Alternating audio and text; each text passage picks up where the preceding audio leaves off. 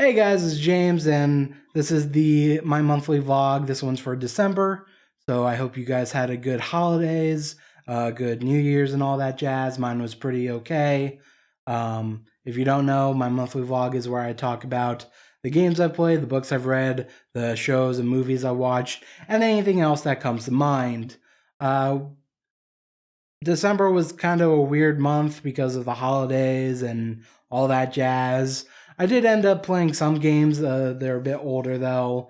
And weirdly enough, I did watch some movies and I got through a book, which is very rare for me. I feel almost educated. But yeah, I'm just going to get through it because right now I feel kind of terrible physically. Yesterday was a bad day. So let's just get on to the games I've played. So the first game I played was Clustertruck. It's a game where you jump from one truck to another, and it's a convoy of trucks. The environment around you is usually very hazardous. Things are falling. There's traps. The trucks will blow up, stuff like that. And it's a fun little game where you have to get from where you start to the goal line. And you have to just jump from truck to truck to get there and pray to God nothing hits you on the way there. You have these power-ups that lets you do stuff like freeze time or slow down time, a grapple hook, a jetpack, stuff like that. And there's points and multiplier stuff if you care about leaderboards and stuff. I really don't. And I kind of went to just play it again. I've played it back in a while ago. I don't remember when it first came out, but I'll put something on the screen that says when it came out. And I played it, I beat it and stuff, but I decided to go back to it for whatever reason. I was listening to a podcast and just was going through my game library going like, what can I play a game while listening to a podcast that I haven't done already? And I ended up playing Clustertruck again. I picked up most of the achievements I didn't pick up the first time through, and I was going for I have one achievement left. I tried going for it. So the power-ups make the game so much more easier, but there's a achievement to beat the game with no power-ups. So I decided to do it, and that was probably one of the most frustrating, and it felt really great to get to that last level. And I got to the last level. I tried it for like 2 or 3 days, said let me take a break, and I haven't touched it since. So for me, this is like Super Meat Boy. I did the exact same thing. I got to the last level, kept trying, said let me take a break, and then never went back to it. So I'm a little frustrated. I might actually go and replay every single level again to try to get to the last level again to maybe hone my skills with no power-ups. And that'll give me another reason to listen to more podcasts. But yeah, that's Clustertruck. It's really fun. It's on the PC. I don't know what else it's on, but the little title card I put down here should probably tell you that. But yeah, it's fun, and I had fun playing it, and I'm probably going to play it again because I do actually have a couple podcasts I want to get through. Like, I actually got through my personal, like, what I listen to, but I've been meaning to go back and listen to the actual tabletop RPG games I've done, the actual plays of those. I've converted most of them to audio files to listen to. So I may actually do that while playing Clustertruck. And maybe I'll talk about that in the future, but who knows when I'll do that. Let's get to the second game. So the second game I played for most of December is Audiosurf 2. Every now and again, I come back to Audiosurf or Audiosurf 2 at some point. I love that game. It makes me listen to more music. It makes me feel good when I buy new music and find out I have so many music I have to go listen to. This year, I didn't really buy much music in general that I haven't already played on Audiosurf. So for whatever reason, I just played some stuff. I figured out I bought the Hamilton soundtrack and haven't gone through that yet. But I kind of found that towards the end of my I'm going to play Audiosurf before going to bed every night for 2 weeks. But yeah, I really love Audiosurf. It's this game. There's a bunch of different modes. There's like a wakeboard mode. There's a puzzle mode where you have to collect different colors and stuff like that. A running mode. But the mode I play is you're this little ship. You have to collect the colored gems, and you have to dodge the gray blocks. And that is the only way I have ever played Audiosurf 1 or Audiosurf 2. I think that's the only way you should play those games. For me, generally, because I like... there's a helicopter in there. I like... there's a helicopter in the air. Really? I would assume the helicopter would be in the snow. Wow, it's really going over me. Let's give that a second, huh? But yeah, Audiosurf is a really fun game where you just listen to music while doing something with your hands, and I don't know. It made me look at music a lot differently because usually I'm not big on music. Sometimes, every now and again, it'll be like I wake up and it's like, okay, I need to listen to whatever the hell I've been listening to for the past few weeks, and it'll help me get up. But at some point, I get tired of music and I just don't do anything. But yeah, I really like Audiosurf. Audiosurf 1 and 2, both of them are great. Get 2 because it's the newest one. And yeah, I kind of wish... It was weird. I played a couple Hamilton songs on there, and I was surprised to see the leaderboard not really being much. Like, there weren't a lot of players on it. Usually, I would assume with Hamilton being very popular, you would see a lot of names on there, but I guess people aren't playing Audiosurf 2, which is a bummer. I kind of like the leaderboard aspect of that, trying to beat other people's scores and stuff like that, which doesn't normally happen for me. But yeah, it also added, since the last time I played it, it used to have like a SoundCloud search thing. It doesn't have that anymore, but it does have a YouTube thing. So if you type in an artist name, you'll get some of their videos.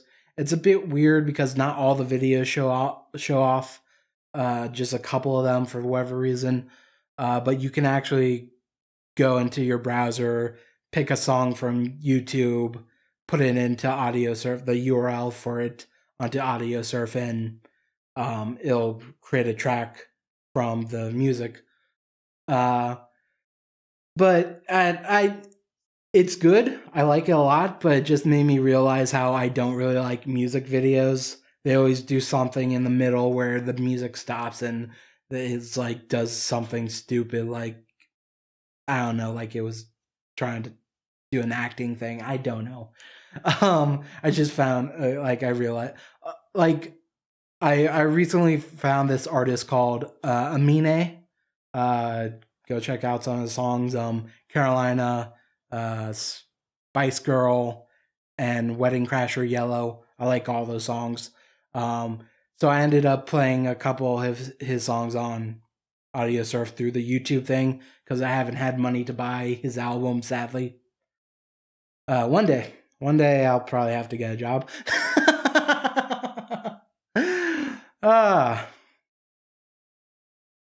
But yeah, I really like Audiosurf. It makes me think about music in a different way.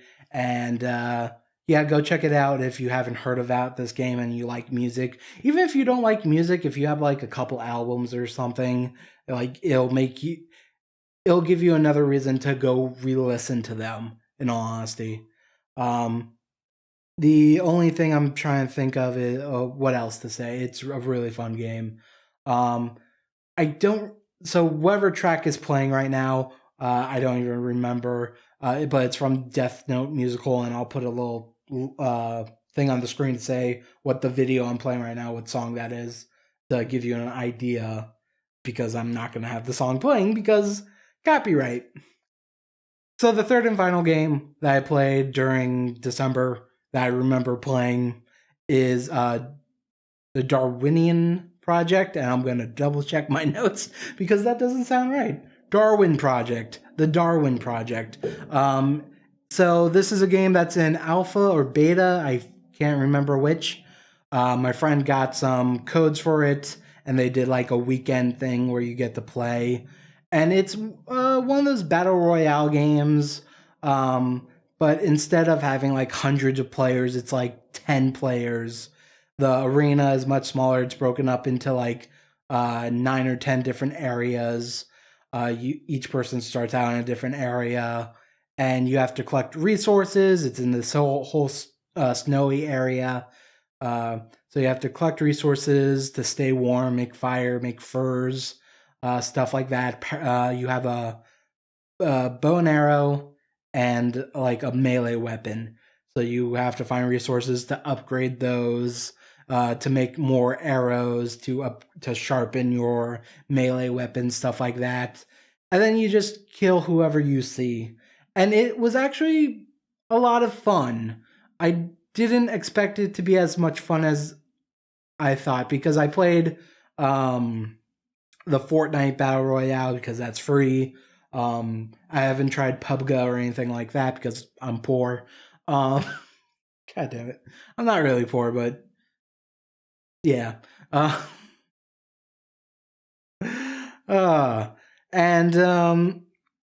I kind of like those games, but generally you don't really feel like you're getting. I generally don't feel like I'm getting better because, like, some games I see someone right away and I kill them. Some games I go like half the match without seeing anyone and I just die from the first person I saw because I was just so out of the moment. But with Darwin Project, you're generally going to find someone sooner than later, because of the smaller arena, smaller, group size.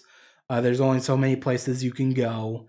And I just kept finding myself slowly getting better and ending up in like the top 3, top 5 area. And it also has this weird other thing where a player can like be a narrator or a caster, as if it was a like sports event. It's for people who stream, so they can go and stream Twitch games and just watch what's going on in the battlefield for every player. And that person can do things like talk to the other players, try to help them out by giving them health or heat and stuff like that. It's very interesting. I'm a little afraid that it might, like, someone might abuse that to make sure someone specifically wins. But I haven't messed with that side of things, so I don't know, what the cooldown rate is, or if you can only do so much to one player or something like that. But yeah, I think it's really cool. My only real complaint about it is the battles can be a bit, what's the word? Disorientating, I guess, because you'll hit someone and they'll go flying. So if you're the person who got hit and went flying and you look around, it's like, where am I? Where did they go? And the other person who hit you far away either knows exactly where you are, or if they're like me, goes, wait, where the hell did they go? So that was very annoying. Another thing I thought that was a little annoying is they have this item called a snowball, and if you hit someone with it, it makes that person colder. It can also put out campfires and stuff like that. So I've had a couple games where I saw someone in the beginning and they just kept throwing snowballs at me and killing my fires and stuff. So I died from freezing, and it's very frustrating. Like, I can accept dying by a bow or melee where I can like kind of fight back, but the snowball just had so much knockback and your screen gets like these your freezing kind of effect on it, where it's hard to see. It's just, I thought it was kind of frustrating. Some of this is going, like, this was like the beginning of December, I think. So I'm maybe misremembering some of this. But yeah. But again, this game's in alpha or beta. So hopefully things get fixed up. I think it's really cool, and I think it can be a really cool game to play. And it will probably do well with Twitch or Mixer, I guess. I think it might be a Microsoft, not developed game, but part of, like Microsoft. It was on the Microsoft E3 stage, if I remember correctly. So I think Microsoft might have some kind of promotion with them. So it might be more of a Mixer thing, which is Microsoft's streaming thing. I think. I don't remember, to be honest. I think I looked at it once and went, "Oh, this is cool," and then never looked at it again. But I also don't watch a lot of live streams, so. But I think that's all the games I've played. So let's talk about the book I read, I guess. Well, actually, no. There is one other thing I want to talk about before we get to my book. Get to the book I read, but we'll get there. I need to write down timestamps now. You go away now. So before I get to the book I read, there is one thing I kind of want to talk about really quick. I picked up the Humble Bundle, Creative Bundle bullshit. Well, it wasn't bullshit. It was a really good deal. But so like if you paid $20, you got I keep wanting to say Sony Vegas, but Sony sold the company to a different company. But Vegas Pro 14 Edit Edition, I believe it's called, which is a really good deal because that's like a $300 program. It might be slightly less than that because it's an older version of Vegas. It's right now, I think Vegas is in 15, so this is 14. But getting a $300 program for $20 is really good, and it's a really good program in my opinion. I was gonna look to upgrade my my movie studio Platinum 12 to, I think it's Platinum 15 or 14 now, which is kind of the consumer version of Vegas, which Vegas is like hobby grade or something. I don't know. These are words. But the bundle also came with a couple other things. And I just want to talk about those three other things really quick. It came with a bunch of stuff for photos and stuff, but I don't mess with that, and web designing stuff, which I don't mess with. But the three other programs I messed with, I just want to get my thoughts out on them really quick. So there's a graphic design thing called Zara. It's a I thought it was like something comparable to like Photoshop, but when I messed with it, I found it super unintuitive. I couldn't understand a damn thing about it. And I wonder if it, I'm coming from Photoshop, so I wonder if it's not a Photoshop equivalent kind of a thing and something more for I was gonna say web design, but you can use Photoshop for web design. Maybe it's more so for web design. I don't know. But for me, I tried messing with it, and it legit confused me. But this is someone who's talking about who used Photoshop to, at most, the most professional thing I've done with Photoshop is make YouTube thumbnails, and they're the most, I take it's not that much effort. Some of them are a bit more effort, but not much effort in my thumbnails because I'm not that artistically creative. But yeah, I just found Zara to be a mess. But I would like to hear other people's thoughts on that. The other thing I used was Music Maker. I thought that was really cool. It's like if you've ever seen like musical loops of like guitars and drums and snares and stuff. It's that program where it came with a bunch of sounds with it from the bundle. There was a 80s music and a hip hop music bundle with like stuff for drums, violins, even like voice loops and stuff you can use. I was messing with it. I'm like, oh, this is really interesting. Maybe I can make something that's not terrible because I'm very much not musically inclined. But maybe I can make something that loops and that's not too terrible, and I can keep at a very low volume when I do my vlogs.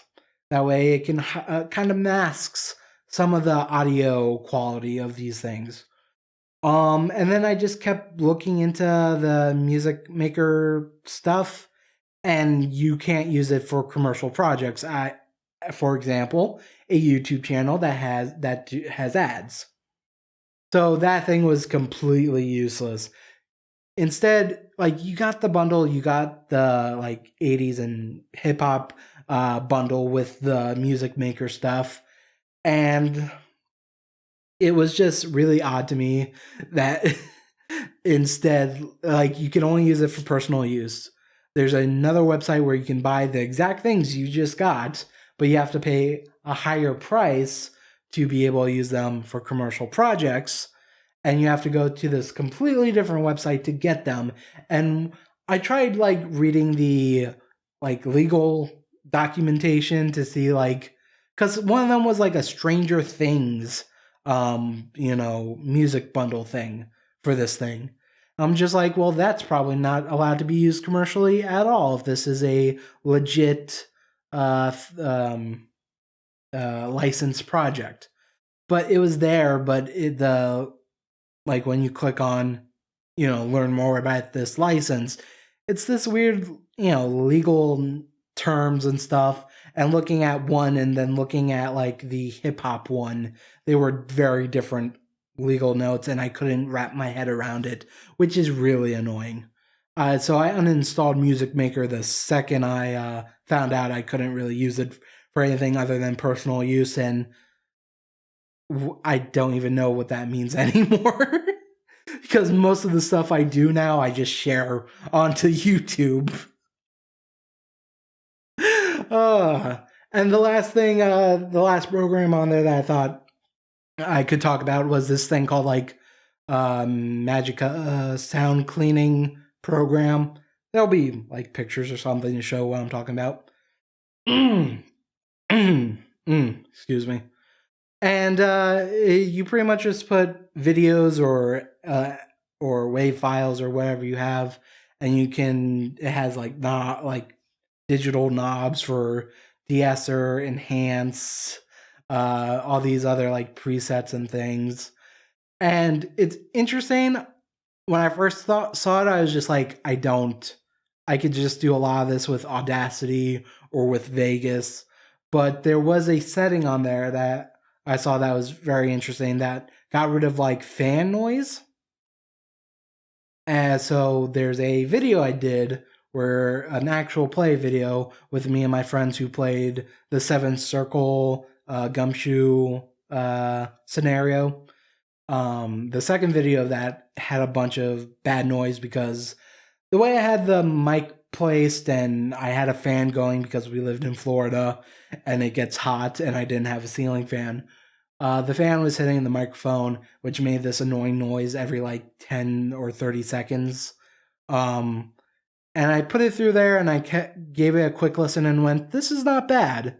So I think I might actually keep on to that if I ever make a really bad, if for whatever reason audio comes out really bad, if I can maybe put it in there and maybe make it so it's only kind of bad.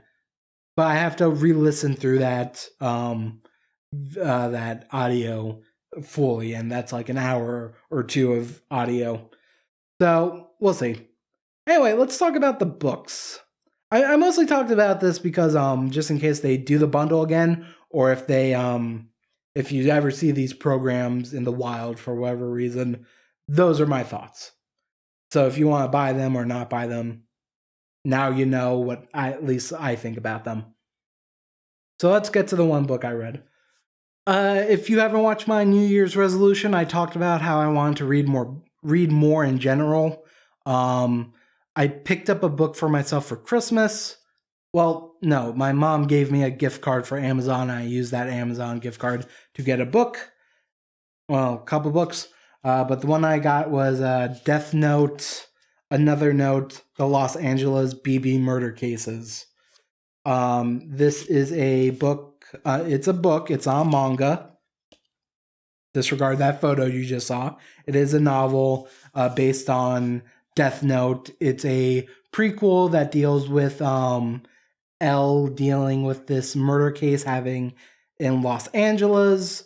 Though you don't really see a lot of L. It's a lot more of the FBI agent from the Death Note anime and manga, Naomi Misora, I believe is how you pronounce that.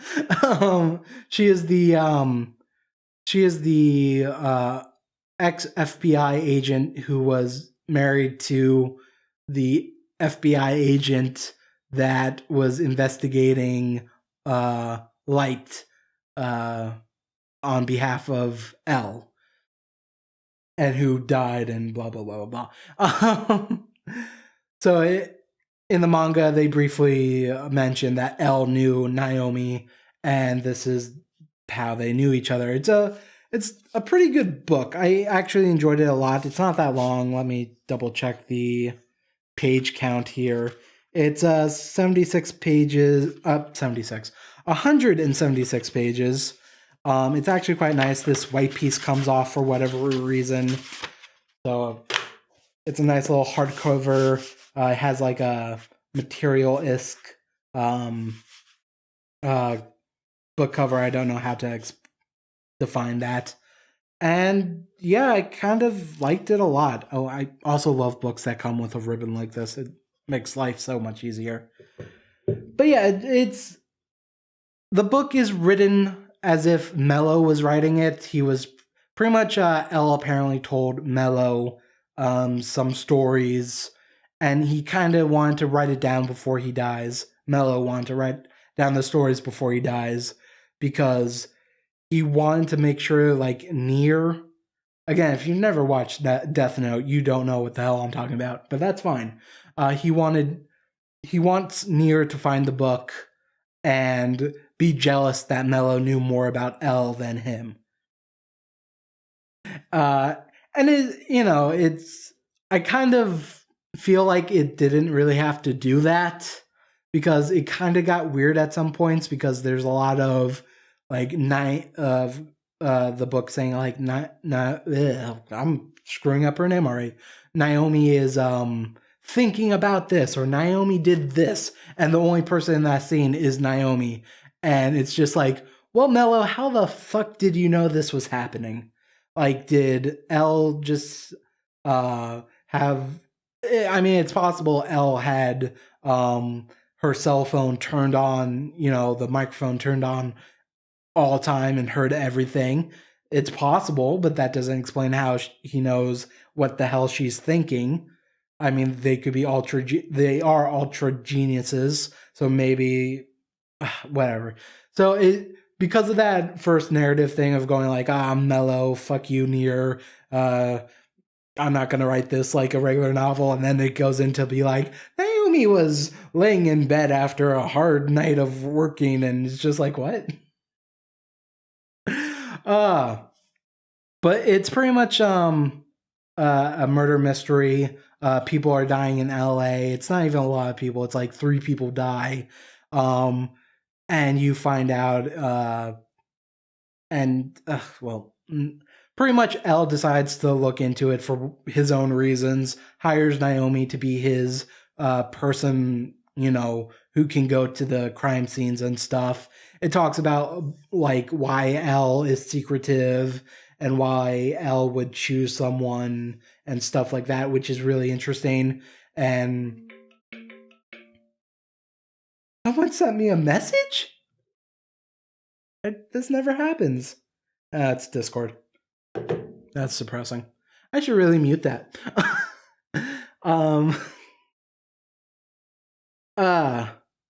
So it's this murder mystery that's happening, and it goes into like, I don't want to give too much of it because I feel like I may accidentally spoil something. It's a really fun read when you want to learn more about L and the Whammy House, like why that's a thing. Learn a bit more from Mello, learn about Naomi in general, and so the murder mystery is interesting. I found it interesting. There was 1 or 2 parts that in my head it didn't click together, but other than that, it's fine. There's a twist in the book, which I think is really good. After like thinking at the time it happened, I was just like, what the fuck this. But as it got explained further and further, and then just thinking back about the past stuff in the book, I was just like, oh no, this is actually a good twist. This is a fine twist. And again, when a book or something like this makes me think like, how would I make this into like a film or a television show? And I think in that kind of way, I think the book is much, words, they're hard sometimes. When a book makes me think about how I would want to use it for like a television show or stuff like that, I always enjoy, because I enjoy thinking in that way, either for like, how would I make this into a television show or a movie, or how would I make this into a tabletop RPG that I can, use this as a scenario for a tabletop RPG or something like that. I like thinking in that kind of mindset, and when a book can do that, can start making me think that way, it's always a good thing. But yeah, that was Death Note, Another Note, which I don't know why it's called Another Note, because there's no Death Notes in the book, in the novel. And it's like $13. It's hard, hardcover. And I liked it a lot. I think it's definitely worth a read if you like Death Note. Not really sure if you would like it if you didn't know about Death Note. And there's actually another Death Note book. I think it's called like L Changes the World. So I'm probably going to go pick that up at some point when I have the money. But yeah, I read a book. I'm hopefully going to continue reading books. Okay, very quickly I'm going to talk about the movies I've watched. I expected to watch more movies than I did because I had Christmas to myself, like the days leading up to Christmas. Well, that I guess weekend. I don't remember what day Christmas was. Great. But I had like the 2 or 3 days leading up to Christmas alone, and I had pretty much most of Christmas Day alone, or I thought I did. So I expected to watch more movies than I did, but I didn't. And that's just what happened. I wish I watched more movies. I want to watch Your Name, and hopefully I get to watch Your Name at some point this month, but I may not, because there's always things to do, and sometimes I'm not in the mood to watch a movie. So the 2 movies I did watch, though, is Little Evil, which is a Netflix original film, I believe. I might be wrong on that. I have to double check. But I watched it on Netflix. It's this movie. It's a horror comedy movie where this guy who recently married this very attractive woman, who also has a son, and it kind of talks about how he didn't get to know the kid before they got married, which is really weird to me. Because how can you marry someone who has a kid? Like, I can understand if you don't really get to know the kid, if the kid's like 20 or in college or whatever. It's a little weird when you don't get to know the kid when he's like 10 or 13 or so, around that age. It's just like, you're going to be living with this child for as long as you're, married to this woman. It's a weird conceit that I just do not fully believe in. But yeah, he finds out that the child is pretty much the devil. The child is pure evil. And it kind of keeps waffling back and forth of, is the child really evil, or is this just God.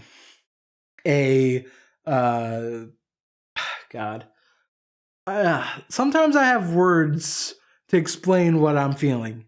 Sometimes those words escape me. This is not a great episode for that. But a metaphor. It feels like it's going back and forth of it, like, is the child really evil, or is this just a metaphor about raising a child that isn't yours, that isn't biologically yours, and you're the step whatever to that child? And it's somewhat funny. I laughed a couple times. I watched it the whole way through. But yeah, I don't think it's like, if you have nothing better to do and you want to watch something that's a little bit funny with maybe tiny elements of horror, it's not like you're gonna scream or anything watching the fucking film. But like, it might be fun if you like that kind of campiness. There's a joke that I like a lot that I kind of don't want to mention. I liked one of the stepdads a lot. The main character later joins like this support group of stepdads, who who are talking about their problems with being a stepfather and how their children are also evil, but apparently this guy's kid is truly like the son of Satan or some shit like that. But yeah, it's okay. I don't really care for the ending too much. Well, no, it's a fine ending. It just kept waffling back and forth on that metaphor for me, where I'm just like, I don't care anymore. I either want you to go fully into the whole, this is a metaphor for being a step parent to a young child, or either go full into the whole, he is the son of Satan. It's not even that you are a, step father to this child. It's that he is the son of Satan and you must deal with that. But yeah, but that was Little Evil. It's fine. I don't know. The other movie I watched was Digimon Adventure Tri 1, the dub. The dub? Yeah, the dub. I picked this up a while ago. I really love Digimon, if you don't know. Digimon Cyber Sleuth Hacker's Memory comes out this month, January. Can't wait for that. Probably going to do some videos on that. But I've only watched the sub. I picked up the dub because I found out that they got some of the old voice actors. I ended up watching it, and I was kind of bored watching it. Not to say that it's a bad movie.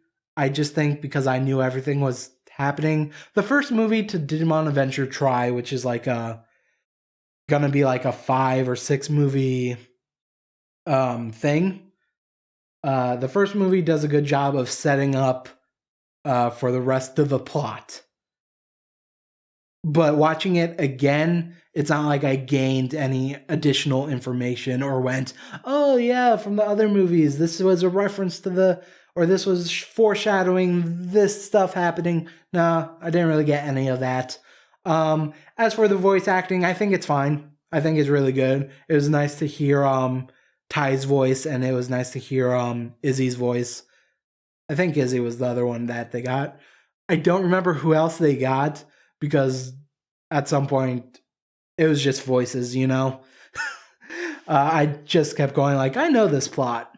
And then the thought came in my head, like, there's a Abridged series that's doing the Digimon Tri movies.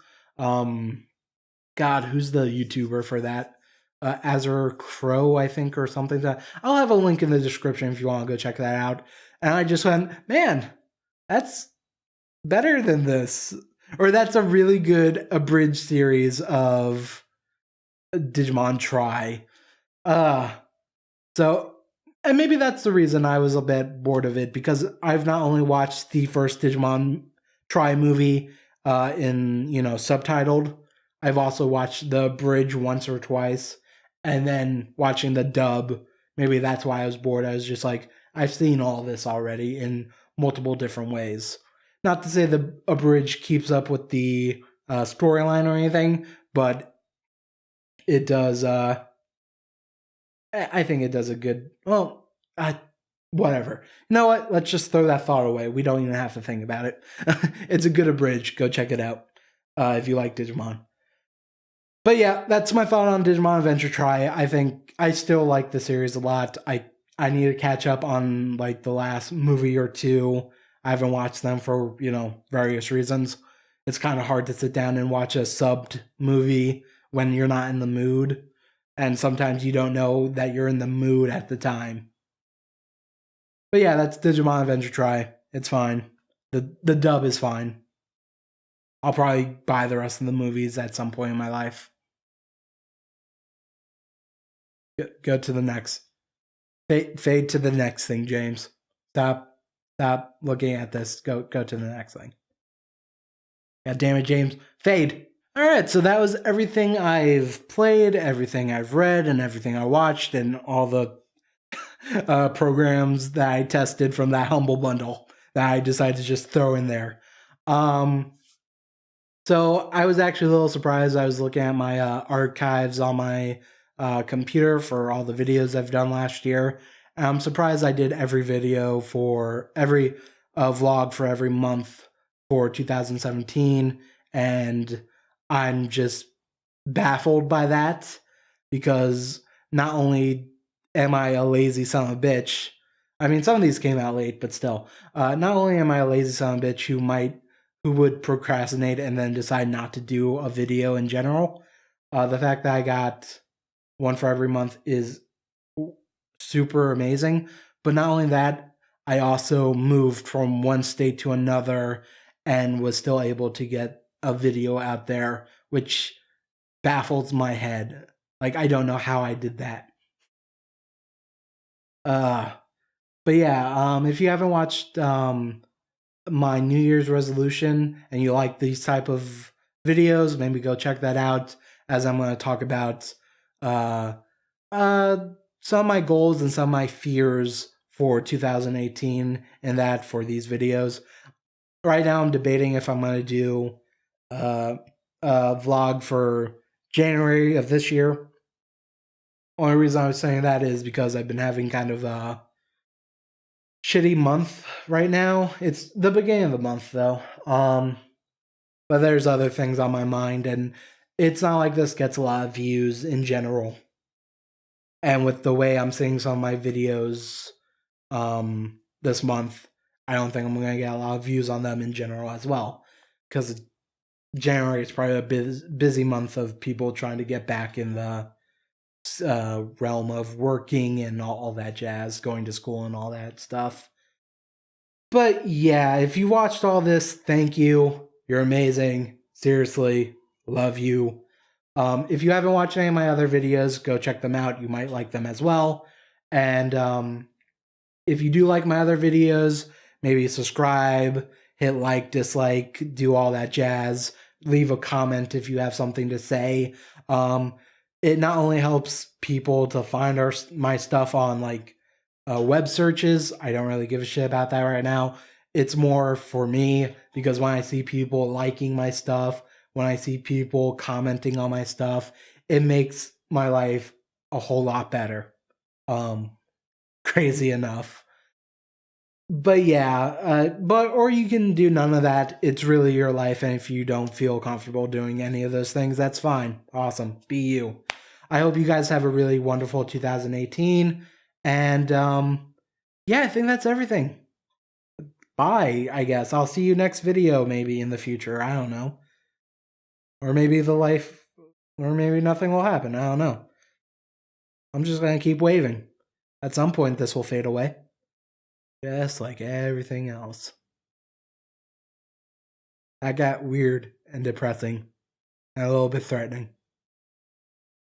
Bye.